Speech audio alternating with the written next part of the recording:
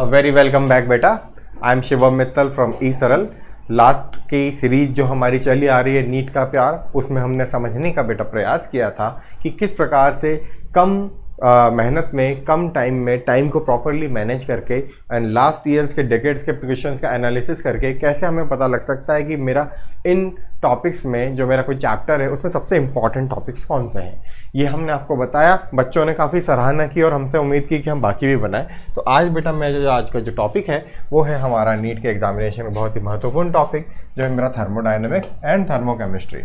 First law, second law, third law, Gibbs free energy, delta E, delta S, enthalpy. बच्चे बड़े परेशान होते हैं, सिस्टम क्या है, सराउंडिंग क्या है, इन दोनों के बीच में डेल्टा क्या है, internal properties, external properties, internal energy, entropy, इस सब के बारे में हम बहुत क्वेश्चन आते हैं। बड़ा चैप्टर है, क्वेश्चन भी बेटा भर के आए हैं। अगर हम देखें कि कैसे कैसे क्वेश्चंस आए हैं तो बेटा लॉज ऑफ थर्मोडायनेमिक्स के ऊपर इन्होंने 2013 और 16 में पूछे, रिसेंट में नहीं है, तो नॉट सो इम्पॉर्टेंट कहूँगा, इम्पॉर्टेंट तो है, नॉट सो इम्पॉर्टेंट।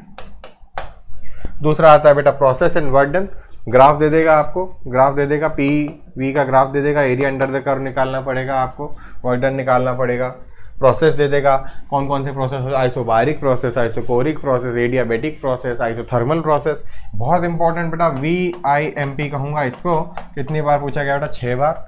रिसेंट में पूछा गया है, 16 में पूछा, 17 में 2 क्वेश्चन, 19 और 20, 21 में, यानी रिसेंट ईयर्स का अगर फेवरेट कहें, अगर हम पिछले 5 सालों की बात करें तो उन्होंने प्रोसेस के बीच में बार बार work done, process, work done, process, कितना वर्क डन होगा, P1 V1 PV आर gamma equal to constant, adiabatic process, इनके बारे में क्वेश्चन पूछे।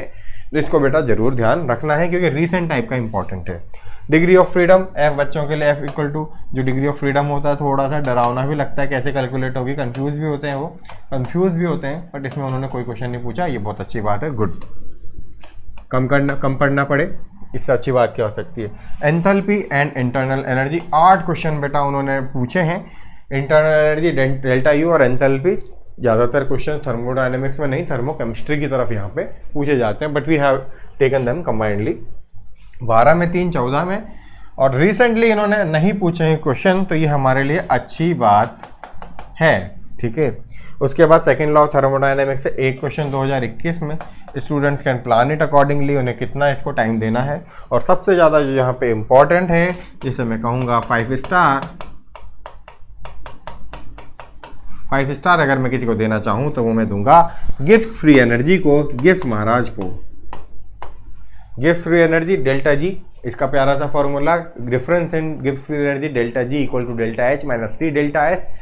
रिएक्शन स्पॉन्टेनियस होगी, रिएक्शन नॉन स्पॉन्टेनियस होगी, कैसे पता लगेगा? डेल्टा जी को देखिए, डेल्टा एस को देखिए। डेल्टा जी अगर नेगेटिव है तो सराउंडिंग सिस्टम, डेल्टा जी अगर 0 है तो जो वैल्यू रहेगी इक्विलिब्रियम का अचीव होगा। डेल्टा जी 0 होने पे delta G equal to G0 plus RT K वाला फार्मूला यहाँ पे अप्लाई होगा।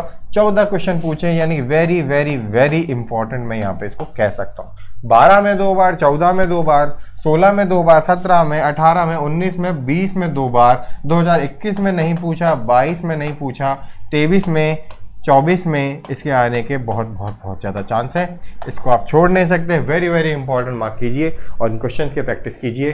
सो इसी के साथ थर्मोडायनेमिक्स का विश्लेषण, I have finished the analysis of thermodynamics for NEET का प्यार series, and thank you so much and all the best बच्चों। So I am Shivam Mittal from e Saral adventures, thank you so much.